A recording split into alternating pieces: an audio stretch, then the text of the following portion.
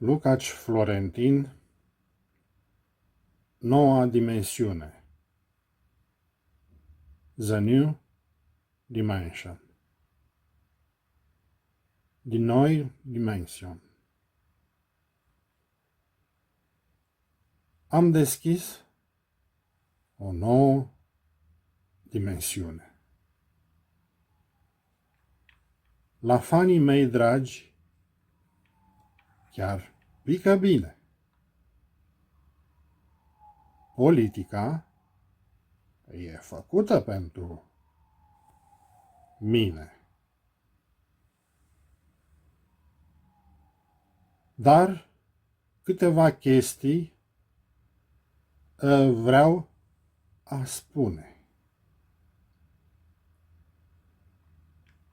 Văd tineri care abia termină un pic de studii, că gata, munca grea nu e pentru ei. Ei vor în Parlament să fie aleși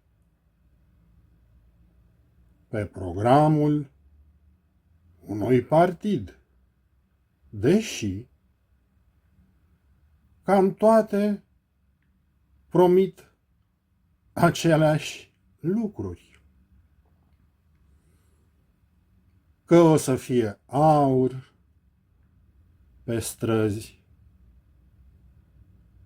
ciucuri, că laptele și mierea or să fie fleacuri, că joburile de influenceri vor fi pe topuri.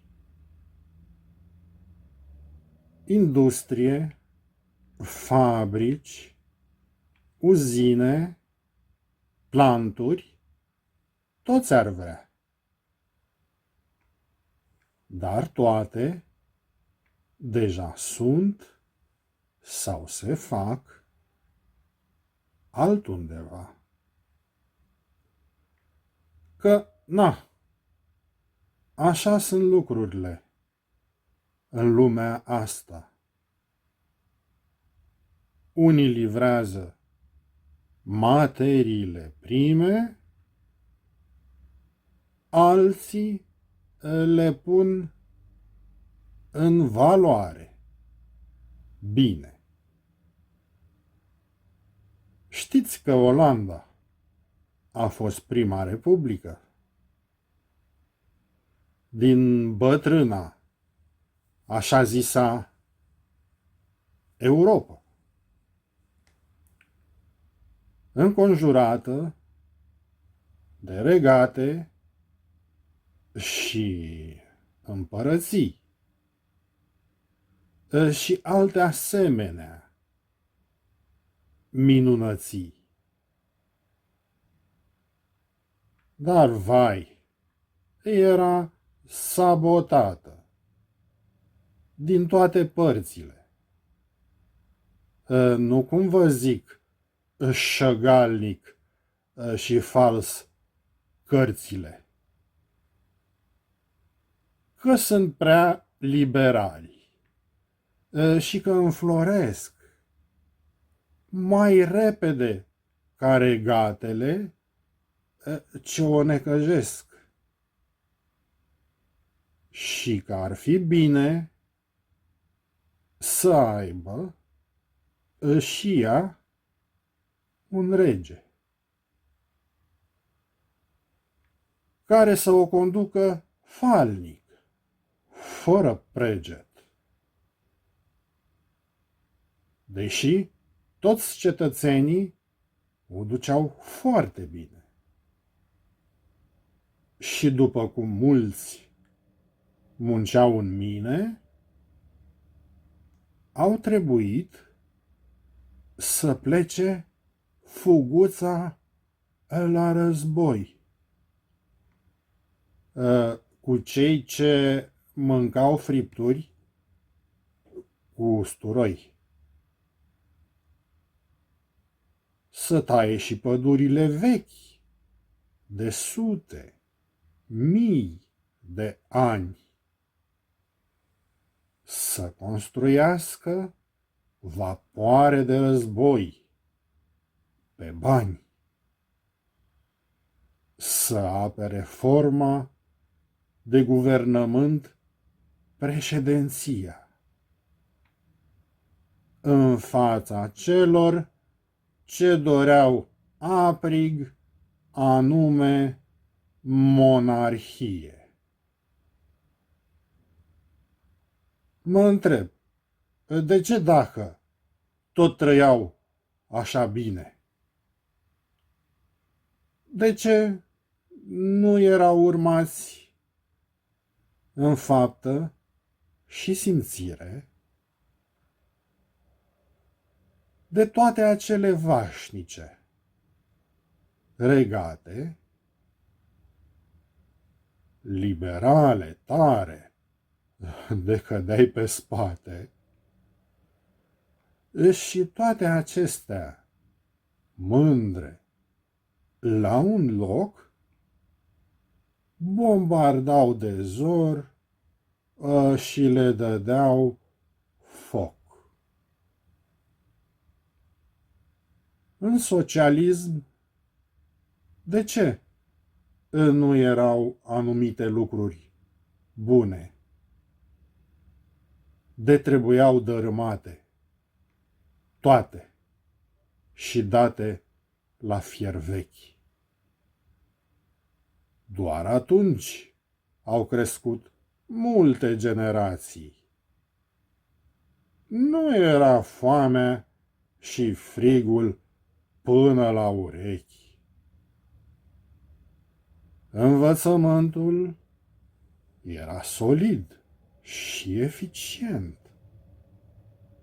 Nu își doreau studenții să fie în parlament. Erau locuri de muncă pentru mai toți. Pentru cei inteligenți și pentru proști. Nu erau atâtea digitale, că era alta. Ce la motorul cu abur aveau GPS? Cu toate astea a mobilizat planeta, fără eco și green. Mergeau mașinile. Așa modest, dar erau și de lux. Făcute în fabrici, pe bandă, în flux. Foloseau cărbuni și lemne, la greu. Acum aud că sunt interzise mereu. Mașinile consumau lejer 18 litri la 100. Scoteau fum și zgomote. Cine ascultă? Cum să faci energie din soare și gunoaie? E o glumă sumbră de care râde și tataie. Dar România are gaze, are încă și petrol. Ce tot cântă EU în veșnică notă si bemol? Avem încă păduri cu lemne de foc. Opriți exportul. Puneți sobele la loc. Avem cărbuni pentru termocentrale. Nu le trecem pe toate în conservare. Și energie atomică avem să vindem la voi toți. Nu la corupți, speculanți, borfași și hoți. Nu vrem războaie, vrem să trăim în pace. În țara noastră, unde știm de toate a face. Căci vedem războiul ce poate aduce. Moarte și distrugeri și peisaje atroce. Liceul Ion Luca Caragiale din Ploiești face 160 de ani de când a fost înființat. Îmi place. Am fost și eu elev, foarte bun. Cu 10 la bac. Era o mândrie să fie elev la Caragiale. Cu numărul vișiniu cusut la costum. Se făcea carte neică, nu sarmale. Îi spunea Bastilia, nume postum. Nu știu cum mai este acum. Sper că la fel, vreau să spun. Nu era loc de elevi slabi la balamale. E la modă acum să zici matale. Ce îmi trebuie fizică să fiu inginer? Păi la fel nu îți va trebui matematica și nici limba română, nici gramatica, căci nu vei fi niciodată inginer, nici măcar un agent bun de vânzări. Degeaba dai masă cu pumnul de fier. Produci și altora cumplite supărări. Trebuia să te gândești cu un bachelor de 3 ani, nimeni nu îți va spune vreodată inginer. Degeaba bucurie mare, după Revoluție, ai pierdut timpul. Ești total în involuție. Unica ta șansă, căci tehnician nu ești, e un loc în Parlament, unde îți dorești.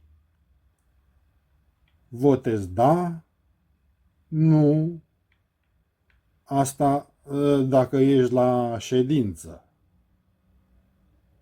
pentru chestii total fără vreo trebuință. Dacă nu te-ai născut rege, nu vei fi. nu mai tot bate câmpii, nu o mai aburi. Unirea românilor nu se va face decât când cu toții vor vrea, nu când unii trag hăis, unii cea. Ca Olanda, republica bogată, care prin 1750 a fost odată, dar tot nu era o țară de 10. Că nu avea și ea un rege.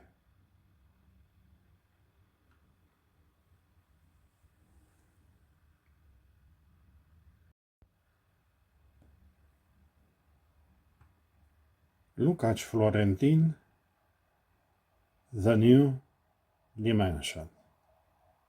Noua Dimensiune. English version. I opened a new dimension. My dear fans really like it.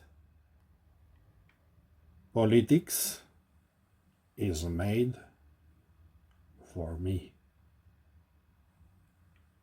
But I want to say a few things. I see young people who have just finished a bit of education. That hard work is not for them. They want to be elected in parliament. On the program of a party, so they pretty much all promise the same things. That there will be only gold on the streets. That milk and honey will be trifles. That influencer jobs will be on the hills. Industry, factories, plants, all countries would like, but all of them already exist or are being done elsewhere. Because that's how things are in this world. Some deliver the raw materials, others value them well. You know, Holland was the first republic. From the old so-called Europe, surrounded by kingdoms and emperors and other such wonders. But alias it was sabotaged from all sides, not as the books slyly and falsely tell you, that they are too liberal and flourishing, faster than the kingdoms that trouble her, and that it would be good to have a king too, who can rule it toweringly without prejudice. Although all the citizens were doing very well, and as many people were working in mines, they had to flee to war with those who ate steaks with garlic, to cut down the forests that are hundreds and thousands of years old, to build warships for money, to defend the presidency form of government in front of those who fiercely wanted a monarchy. I wonder why, if they still lived so well, why were they not followed in deed and feeling by all those eternal kingdoms? Very liberals, they fall on their backs, and all this proud in one place, they bombarded and set fire to them. In socialism, why were there not certain good things? They all had to be torn down and scrapped. Those times, many generations grew up. There was no hunger and cold up to the ears. The teaching was solid and effective. Students didn't want to be in parliament. They were jobs for everyone. For the smart and for the stupid. There weren't so many digital ones. It was different. What about the steam engine? They had GPS.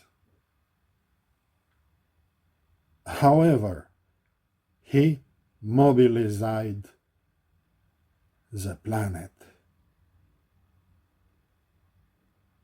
The cars were running without echo and green. So modest, but there were also luxurious, made in factories on a conveyor belt. They used coal and wood heavily. Now I hear they are always banned. The cars consumed a leisurely 18 liters per cent. They made smoke and noises. Who listened? How to make energy from the sun and garbage. It's a grim joke that Dad laughs at too. But Romania has gas. It still has oil. What was you singing in the eternal B-flat note? We still have forests with firewood. Stop exporting, put the stoves back. We have coal for power plants. We don't put them all into conservation. And we have atomic energy to sell to everyone, not to corrupt speculators, swindlers, and thieves. We don't want wars.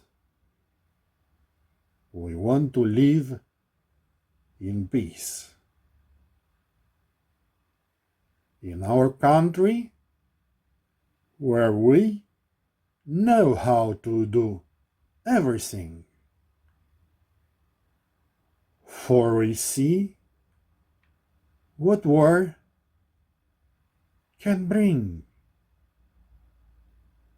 death and destruction and atrocious landscapes.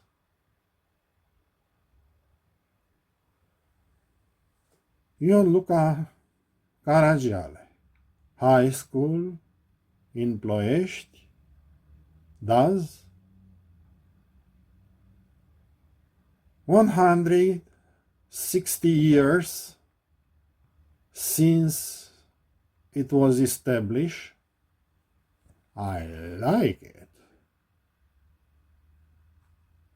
I also was a very good student with 10.00 as a baccalaureate. It was a pride to be a student at Caragiale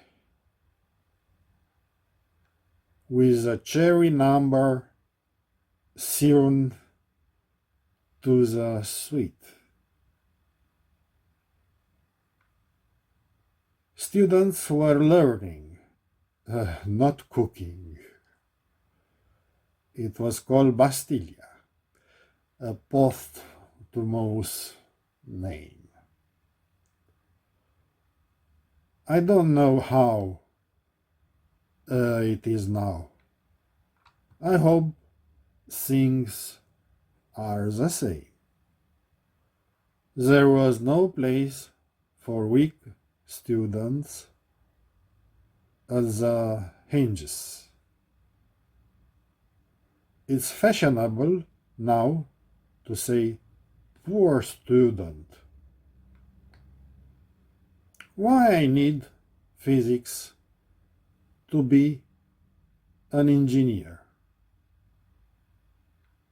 Well, you won't need math either. And neither the Romanian language nor the grammar. Because you will never be an engineer.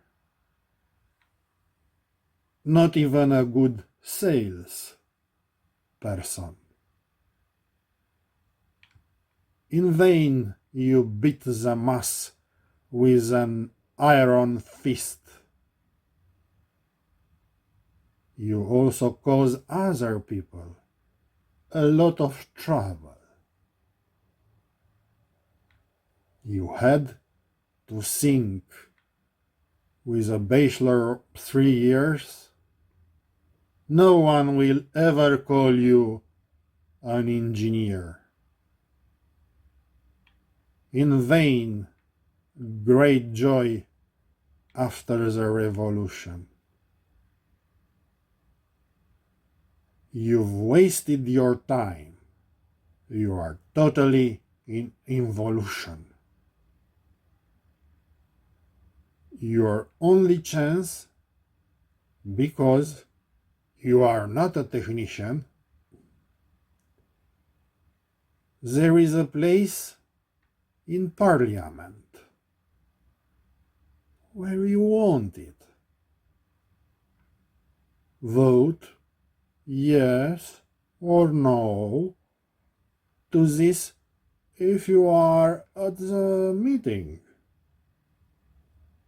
For totally unnecessary stuff. If you are not born king, you will not be. Don't beat the planes anymore. Don't steam them anymore. The union of Romanians will not happen. Only when they all want to. Not when some pull the trigger and others opposing. Like Holland, the rich republic, which around 1750 was once, but it was still not a country of 10 that she didn't have a king either.